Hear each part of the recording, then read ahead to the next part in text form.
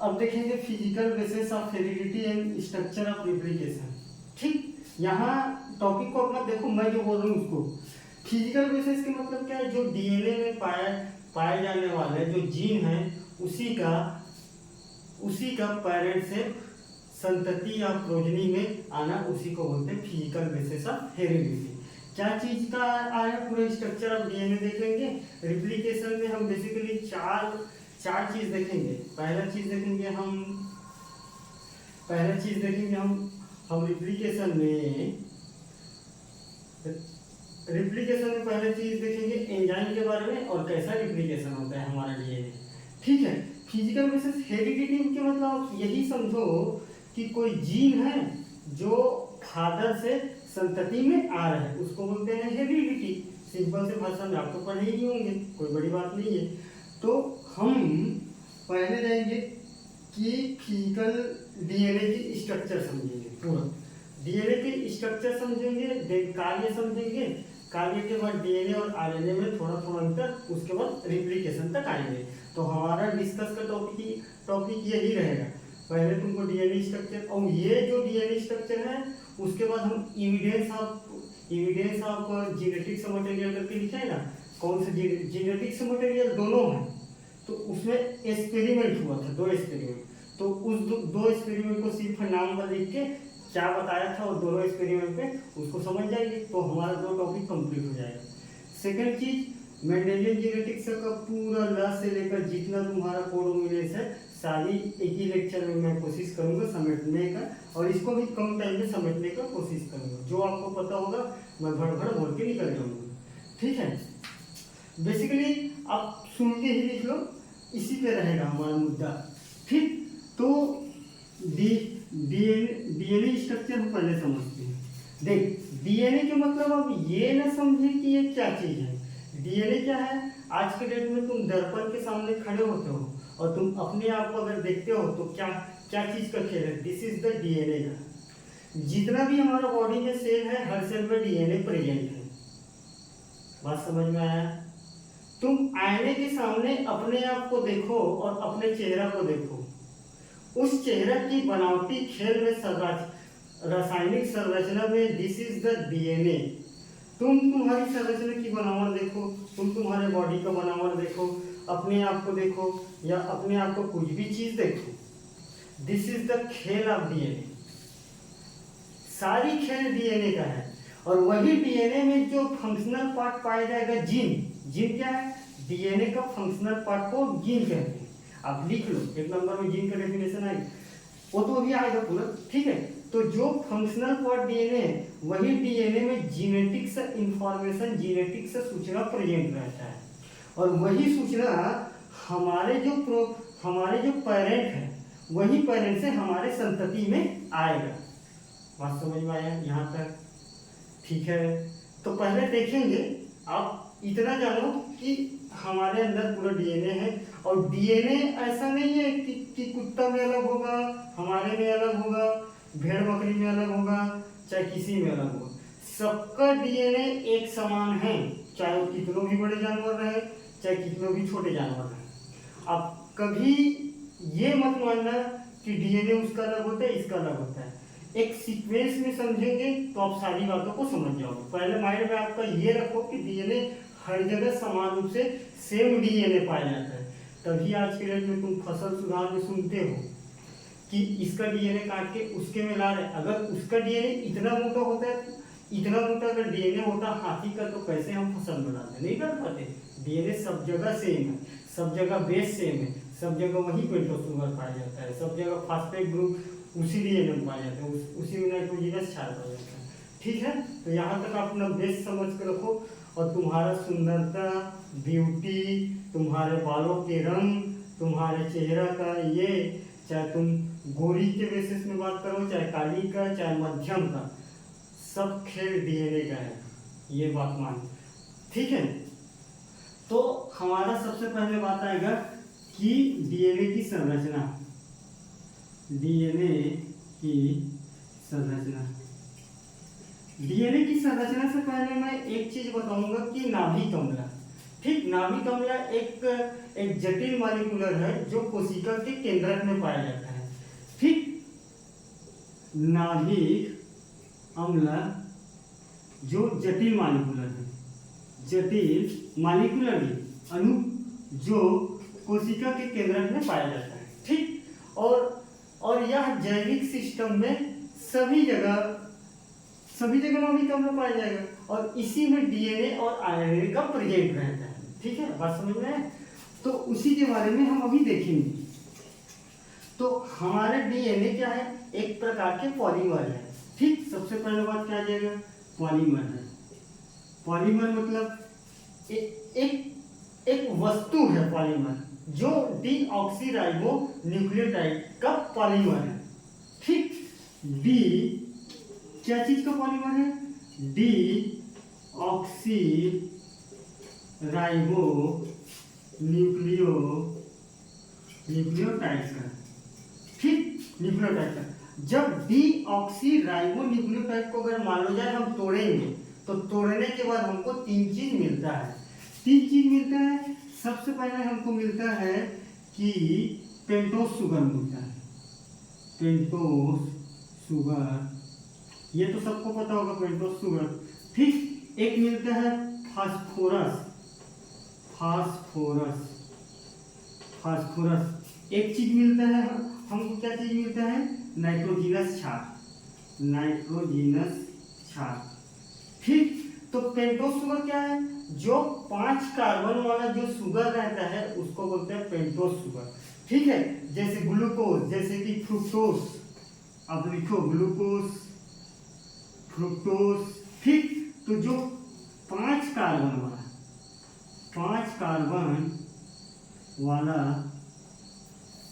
Sugar रहता है उसको पेंटोस शुगर कहते हैं।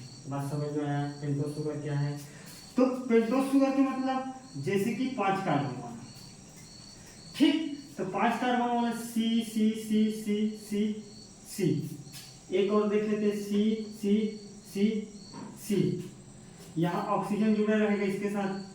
ग्लूकोज के आप संरचना में जाना C6H12O6 वाला में। ठीक, तो ये और ये और एक और एक। ठीक, तो ये जो 5 कार्बन वाला जो शुगर रहेगा उसको बोलेंगे पेंटोस शुगर। तो यह 2 प्रकार के पाया जाएगा। बेसिकली जहां ऑक्सीजन अब्सेंट नहीं है तो उसको बोलेंगे राइबो शुगर, जिसको बोलते हैं आरएनए। ठीक, जहां तो 5 में ऑक्सीजन अगर जुड़ा है तो उसको बोलेंगे राइबो शुगर। ठीक, जिसको बोलते हैं आरएनए। बात समझ में आया है? तो आरएनए के निर्माण में ये 5 वाला है। और डीऑक्सीराइबो मतलब एक ऑक्सीजन अब्सेंट रहेगा डीएनए में, एक ऑक्सीजन यहाँ अब्सेंट रहेगा, उसको बोलेंगे। और ऐसे वाला जो शुगर पाया जाएगा, बेसिकली जो ऐसे वाला स्ट्रक्चर पाया जाएगा, तो वहाँ हमारा डीएनए के निर्माण में रहेगा, डीएनए के निर्माण में। तो तुम सिंपल से याद रखना कि एक पॉलीमर है, वह पॉलीमर डीऑक्सीराइबोन्यूक्लियोटाइड का बना है। अब जब डीऑक्सीराइबोन्यूक्लियोटाइड को तोड़ने पर हमको 3 चीज मिलता है, पेंटोस शुगर, एक मिलता है फास्फोरिक एसिड, फास्फोरिक अम्ल, एक मिलता है नाइट्रोजनस क्षार। ठीक, तो जो पेंटोस शुगर होता है वह 5 कार्बन वाला होता है। अगर आपको याद है तो ये वाला को रख लेना 5 वाला। और अगर 5 में कोई ऑक्सीजन मान लो जुड़ा है तो आरएनए के निर्माण में ये वाला शुगर यूज करेंगे। जहां ऑक्सीजन अब्सेंट न हो तो आरएनए के निर्माण में इस तरीके के शुगर यूज होगा। जहां ऑक्सीजन एक अब्सेंट है तो न्यूक्लियोसाइड करके बोलते हैं ना डीएनए को। तो डी मतलब एक का अब्सेंट, तो एक का अब्सेंट कहाँ है? यहाँ अब्सेंट एक। ठीक है, पेंटोस शुगर एकदम क्लियर है। ठीक है, पेंटोस शुगर ये 2। अब आते हैं फास्फोरिक अम्ल। फास्फोरिक अम्ल बेसिकली है कुछ नहीं है, जो हमारे में डीएनए और आरएनए को एसिड के लिए उत्तरदायी होते हैं। मतलब एसिडिक एसिडिक नेचर डीएनए रहता है, तो डीएनए का जो एसिडिक नेचर के लिए उत्तरदायी होता है फास्फोरिक अम्ल। ठीक, तो मैं सिंपल से अगर बोलूं तो फास्फोरिक अम्ल का काम क्या है, डीएनए को अम्लीय के लिए उत्तरदायी रहना है। ठीक, डीएनए या आरएनए नहीं, डीएनए को अम्ल के लिए उत्तरदायी बनाना, के लिए उत्तरदायी बनाना। ठीक है, यहाँ तक तो आप सब जान रहे हो। अभी तक बायोकेमिस्ट्री में डीएनए तो पढ़े होंगे स्ट्रक्चर में, अभी पूरा एकदम कॉन्सेप्ट सीख जाओगे, पढ़े होने हो तुम लोग। एक होता है नाइट्रोजिनस क्षार। नाइट्रोजिनस क्षार मतलब क्या है, एरो हेट्रोमेट्रिक साइकिल, जो 9 कार्बन परमाणु वाला जो साइकिल होता है ना, मतलब जो स्ट्रक्चर होता है ऐसे वाला, ये और ये करके 9 कार्बन वाला, मतलब ऐसी करके 9 साइड वाला जो कार्बन रहते हैं उसको बोलते हैं एरो हेट्रोमेट्रिक साइक्लिक कंपाउंड होता है नाइट्रोजिनस क्षार। तो नाइट्रोजिनस क्षार का सबसे पहला चीज होता है कि यह एरोमेटिक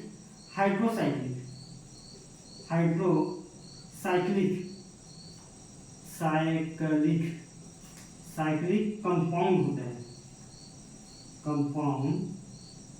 होता है। ठीक है, अब आपसे पूछ सकता है कि नाइट्रोजिनस क्षार को बताइए एक नंबर में करके, तो नाइट्रोजिनस क्षार क्या है, यहाँ एरोमेट्रिक हाइड्रोसाइक्लिक कंपाउंड है, जो 9 कार्बन परमाणु या 9 साइड वाला जो पोर्शन रहता है, जैसे कि ये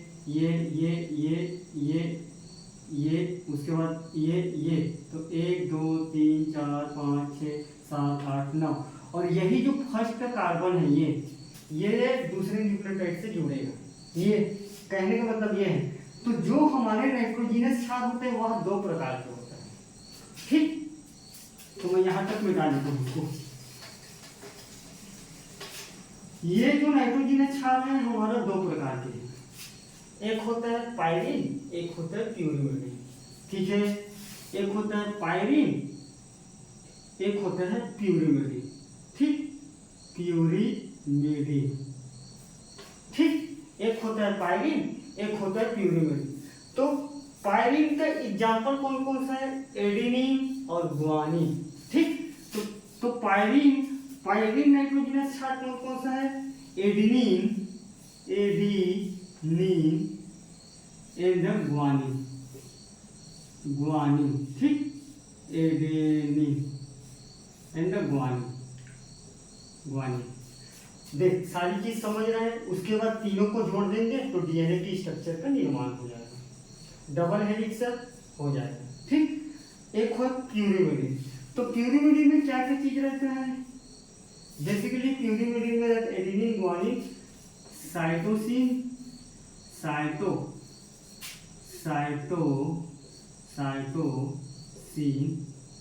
ठीक, साइटोसिन। एक साइटोसिन के बाद होता है, एक होता है साइटोसिन के बाद क्या होता है, थायमिन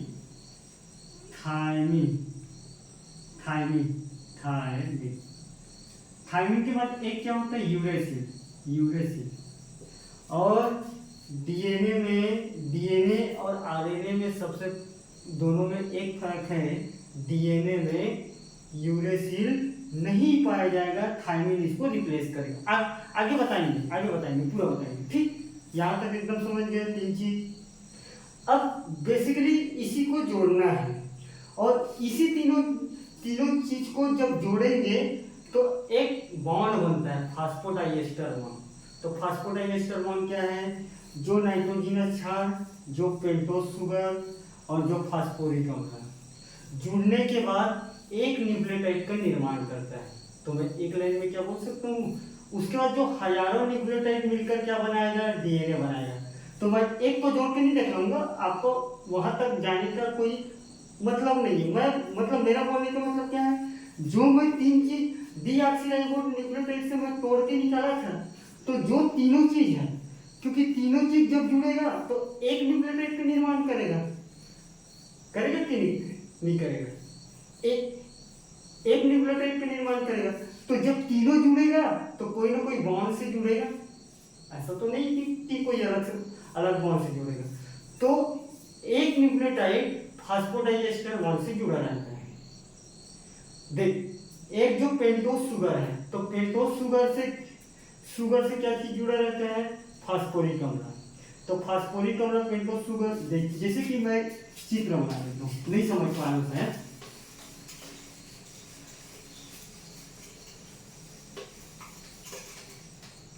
एक होता है, दो टर्मिनोलॉजी आप यही समझ जाओ, एक एक नंबर में पूछेगा ना इसको। न्यूक्लियोसाइड, एक होता है न्यूक्लियोटाइड।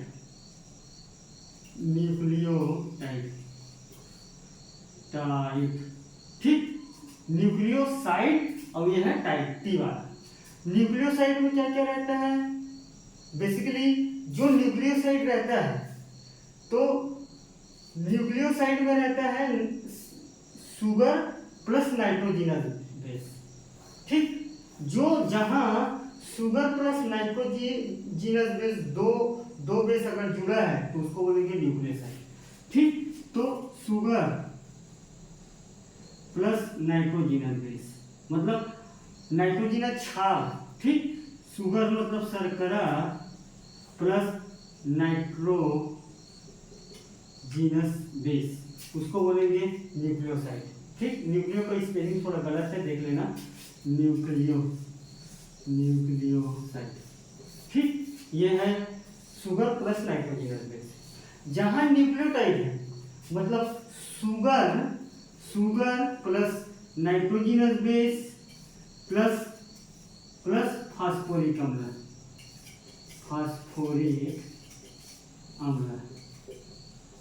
ये तीन चीज, जहां तीनों चीज जुड़ा हो तो टाइड, जहां दो चीज जुड़ा हो तो साइड। तो आपको डेफिनेशन में पूछ सकता है कि न्यूक्लियोसाइड क्या है और न्यूक्लियोटाइड क्या है। आप बोलोगे सर न्यूक्लियोटाइड में तो मैं ये लिख के आया था, दोनों में डिफरेंस है। जहां शुगर प्लस नाइट्रोजिनस क्षार जुड़ा है तो उसको बोलेंगे न्यूक्लियोसाइड। जहां sugar plus nitrogenous base plus phosphoric अम्ल अगर तीनों जुड़ा है डीएनए तो उसको बोलेंगे न्यूक्लियोटाइड। तो यही न्यूक्लियोटाइड मिलकर पूरा डीएनए का निर्माण करेगा। और यही जो न्यूक्लियोटाइड है, अब समझ आया न्यूक्लियोटाइड जो बोल रहा हूँ उसका मतलब। न्यूक्लियोटाइड मतलब कॉन्सेप्चुअल क्लियरिटी, तीन चीज जुड़ा। न्यूक्लियोसाइड मतलब दो चीज। ठीक है, अधिकतर मैं ये वाला बोलूंगा डीएनए के स्ट्रक्चर में, आप समझ जाना। न्यूक्लियोटाइड बोलूंगा तो सर का कहना है कि तीन चीज जुड़ा होगा करके। सर नहीं, भैया बोल सकते हो, जो भी बोलो। ठीक है, तो यहाँ आप समझ गए। तो जो ये न्यूक्लियोटाइड जो जुड़ा रहता है वो बीटा एन ग्लाइकोसिडिक बॉन्ड और फास्फोडाइएस्टर बॉन्ड से एक न्यूक्लियोटाइड का निर्माण करते हैं, दोनों बॉन्ड जुड़ता है। तो मैं एक लाइन में आपको बता देता हूँ, क्योंकि मैं बाकी पेपर को भी ध्यान में रख के थोड़ा बीच में बोलता हूँ, मेरे को ये दोनों का बताने का कोई मतलब नहीं होता। ठीक, तो एक न्यूक्लियोटाइड के निर्माण के लिए एक फास्फोडाइएस्टर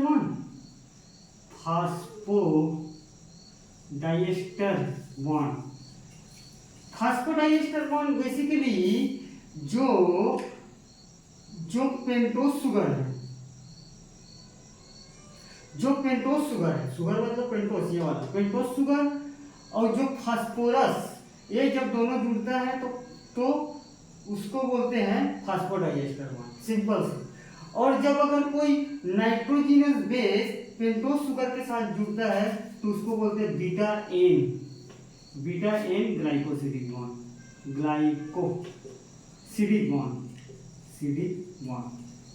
ठीक, अब सिंपल से भाषा में मैं बताऊं तो न्यूक्लियोटाइड बनने के लिए हमको दो बॉन्ड की जरूरत पड़ता है, बस आप इतना याद रखो। नहीं तो फिर आप सोचोगे कैसे जुड़ा है न्यूक्लियोटाइड डीएनए में, मैं बोलूंगा सर ऐसे जुड़ा है करके, तो ये सारी बॉन्ड मत रहेगा वहाँ। फिर मैं वहाँ नहीं बोलूंगा कि ऐसे जुड़ा है वैसे जुड़ा है। मेरे पहले बताने का मतलब यही है कि सारी चीज आपको कॉन्सेप्ट क्लियर है। ठीक, तो अगर आप न्यूक्लियोटाइड के बारे में अगर लिखना चाहते हो पूछेगा एक नंबर में, तो बोलना sugar plus nitrogenous base plus phosphoric अम्ल phosphodiester bond plus beta N glycosidic bond के थ्रू एक न्यूक्लियोटाइड का निर्माण करता है। और ऐसी हजारों न्यूक्लियोटाइड का निर्माण कर डीएनए के जो स्ट्रक्चर पढ़ते हो तो बहुत सारा जो जो रहता है डीएनए की स्ट्रक्चर ये, तो उस डीएनए के स्ट्रक्चर में लाखों हजारों न्यूक्लियोटाइड मिलकर तो डीएनए का स्ट्रक्चर की है ना। तो यही सब सारा चीज उस स्ट्रक्चर जो ऐसे ऐसे देखते हो यही सारे चीज से बना है। बेसिकली मेरे कहने का मतलब ये है, ठीक है। अब जुड़ता कैसे है, ठीक। तो बेसिकली हम डबल हेलिकल मॉडल से हम सारी बात को ला लेंगे, अलग से मैं और बात नहीं कर रहा हूँ, क्योंकि लिखना भी है मेरे को डबल हेलिकल दोहरी कुंडली वाला। फिर मैं सारी बातों को लाइन से लाऊंगा एक एक करके, ठीक। कैसे जुड़ा है, कैसे क्या किया है, कैसे तुम्हारा कुंडली वाला स्ट्रक्चर बना है, एक कुंडली बनेगा तो क्या बोलेगा, सारी बातों को लाएंगे, डीएनए के कार्य समझेंगे, फिर डीएनए का रिप्लिकेशन, ठीक। तो यहाँ तक एकदम क्लियर है। देख, फास्फोडाइएस्टर बना के मैं चित्र के माध्यम से दिखला सकता हूँ, बीटाइल ग्लाइकोसिडिक बॉन्ड का चित्र करके दिखला सकता हूँ, मगर कोई काम का नहीं, सिर्फ नाम बस सुनो। याद नहीं है फास्फोडाइएस्टर, मत याद करना, बीटाइल ग्लाइकोसिडिक मत करना, न्यूक्लियोटाइड क्या है याद रहना चाहिए, और न्यूक्लियोसाइड क्या है ये दोनों याद रहना चाहिए, दोनों का डेफिनेशन पूछेगा, एक एक नंबर है, ठीक। अब बेसिकली हम पढ़ते हैं डीएनए के डबल स्ट्रक्चर के बारे में। तो डीएनए की खोज तो बेसिकली 1830 या 1830 से पहले हो चुका था। उस समय हमारे पास ऐसे कोई संसाधन नहीं था कि इसको देखने के लिए कि ये इस डीएनए में क्या क्या चीज होता है। तो उस समय इसका डीएनए का खोज किया गया था, एक साइंटिस्ट था फ्रेडरिक मिशर, ठीक। डीएनए की खोज आप लिखो फ्रेडरिक मिशर, ठीक।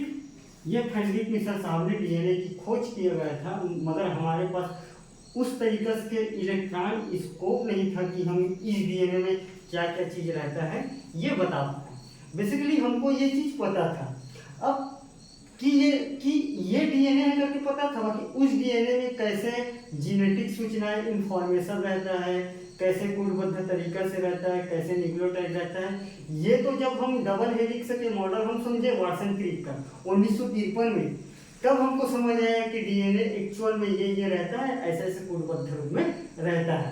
बात समझ में आया, यहाँ तक एकदम क्लियर है। डीएनए पहले no knowledge no college, college करते जाओगे इंफॉर्मेशन बढ़ेगा, सूचना बढ़ेगा, आगे कुछ बिजनेस कर लोगे, नहीं तो नौकरी करोगे कि नहीं करोगे। तो वैसे धीरे धीरे इसका विकास अच्छे से हुआ है क्रमिक तरीके से, और 1953 में आके हमको कंप्लीटली रूप से ठीक ठाक मॉलिक्यूलर बायोलॉजी वहीं से स्टार्ट होता है। तो वहीं से हमको अच्छे से पता चला है क्या जीन क्या क्रोमोसोम सारी चीज के बारे में, ठीक। तो डीएनए डबल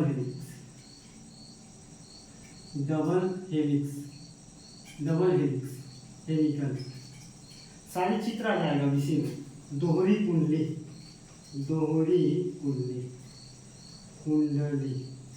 ठीक। तो बेसिकली डीएनए न्यूक्लियोटाइड से बना है। तो डीएनए क्या चीज से बना है अभी बोला हूं, तो पहले लिखता हूं क्या चीज से बना है। डीएनए 2 न्यूक्लियोटाइड से बना है, ठीक है। एक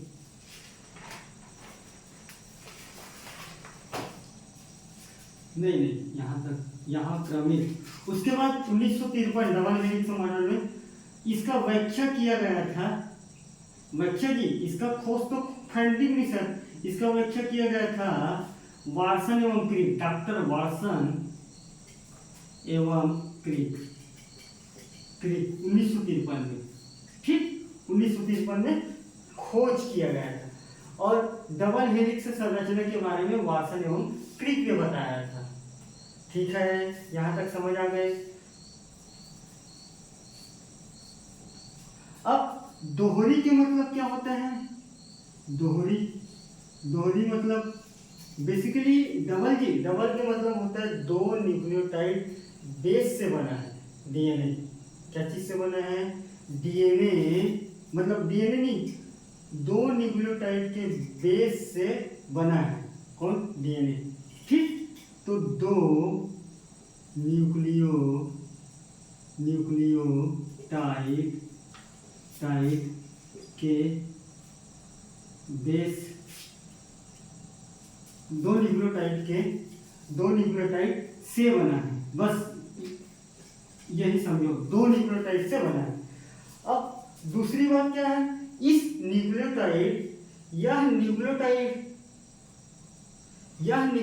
के जो ये जो न्यूक्लियोटाइड है, इसका जो आधारभूत संरचना है, इसका जो बैकबोन, ठीक, इसका जो बैकबोन है वह शुगर प्लस बेस से बना है। क्या चीज से बना है, मैं बोलना क्या चाह रहा हूँ, दोहरी न्यूक्लियोटाइड के मतलब दो न्यूक्लियोटाइड से बना है, ठीक है, दो न्यूक्लियोटाइड से बना है, ये सिंपल बात, दो न्यूक्लियोटाइड से बना है। यह न्यूक्लियोटाइड बेसिकली एक फास्फोरस प्लस शुगर बेस से बना है। ये न्यूक्लियोटाइड क्या चीज से बना है, ये न्यूक्लियोसाइड, ये साइड है ना, साइड है न्यूक्लियोसाइड, ठीक। तो ये न्यूक्लियोसाइड की आधारभूत संरचना क्या चीज से बना है, इसका आधारभूत संरचना बेसिकली फास्फोरस प्लस शुगर, शर्करा, फास्फोरस प्लस शर्करा से बना है, ठीक है। तो जो न्यूक्लियोसाइड है, तो ये दो न्यूक्लियोसाइड है, ये न्यूक्लियोसाइड क्या चीज से बना है, फास्फोरस और शुगर से बना है, तो उसको बोलते दे रहे हैं न्यूक्लियोसाइड। और यही न्यूक्लियोसाइड नाइट्रोजनस क्षार के साथ जुड़ता है। क्या चीज से जुड़ता है, तीसरा बात, यह न्यूक्लियोसाइड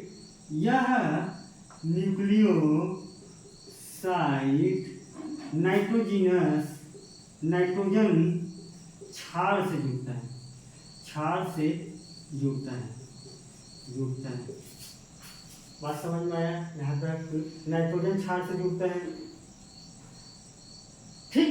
तो यहाँ तक एकदम क्लियर है। अब इसी दो चीज को मैं बोला हूँ, उसको स्ट्रक्चर के रूप में आपको दिखलाता हूँ, फिर बाकी बात को मैं लिखूंगा, फिर दिक्कत होगा, ठीक। तो यहाँ तक एकदम क्लियर हो ना। मैं फर्स्ट बात क्या बोला हूँ, पहली बात बोला हूँ कि डीएनए क्या चीज से बना है, न्यूक्लियोसाइड से। कितना, दो न्यूक्लियोसाइड। ये आपसे में दिया है केमिकल स्ट्रक्चर ऑफ हेरिडिटी, देखना केमिकल स्ट्रक्चर। और इस न्यूक्लियोटाइड का जो बेस है, ये जो न्यूक्लियोसाइड है क्या चीज से बना है, मैं क्या बोला हूँ, sugar plus phosphorus, sugar plus phosphorus, sugar plus phosphorus, ठीक। तो ये वाला भी बना होगा, sugar plus phosphorus, sugar plus phosphorus, बना है कि नहीं बना है। और ये जो शुगर के साथ क्या जुड़ा है बोला हूं मैं, नाइट्रोजनस बेस। तो नाइट्रोजनस बेस में मैं क्या क्या बताया हूं, नाइट्रोजनस बेस में मैं बताया हूं एडेनिन, गुआनिन, साइटोसिन, ये शुगर फास्फोरस के साथ जुड़ते जाएंगे, ये शुगर के साथ एडेनिन, गुआनिन, साइटोसिन और थाइमिन, ये यहाँ शुगर, ठीक, यहाँ जुड़ेगा साइटोसिन, थाइमिन। अब मैं तुमको बोला हूँ न्यूक्लियोटाइड और न्यूक्लियोसाइड, ठीक। तो इधर भी जुड़ेगा वैसी एडेनिन, ठीक। एक को देख लेते हैं, तो इसको मैं क्या बोला हूँ, टाइट।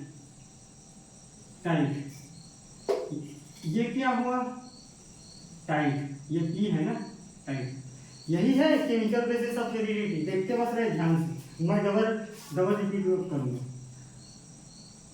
ये क्या है, टाइट, और इधर पी रहेगा ना, और टाइट, ऐसे करके जुड़ा रहेगा, ऐसे, ठीक। और तो तीन चीज जहां टाइट, बोलो कि नहीं बोलो, समझ आ रहा है? 3 चीज रहता है टाइट, 2 चीज है साइड। तो अब यही डीएनए का स्ट्रक्चर इधर भी जुड़ा रहेगा, ठीक। तो इधर भी जोड़ देते हैं, बेसिकली थोड़ा दूर में बना देता हूँ क्योंकि बॉन्ड भी बनाना पड़ेगा। फिर तुम्हारा डीएनए का स्ट्रक्चर कंप्लीट है, मैं फिर दिखाऊंगा दोहरी स्ट्रक्चर को कैसे। यहाँ sugar plus phosphorus, sugar plus phosphorus, sugar plus phosphorus, sugar plus phosphorus, यहाँ, ठीक। तो हमारा जो ये रहता है एडेनिन, ये कहते हैं ग्वानिन, साइटोसिन, ठीक। ये क्या हो गया यार, शुगर के साथ रहेगा, क्या हो गया, हाँ शुगर के साथ रहेगा, ठीक। साइटोसिन, ग्वानिन नहीं, adenine, guanine, cytosine, adenine, thymine की जगह रहेगा यूरासिल, ठीक। ये टी सी क्या होगा,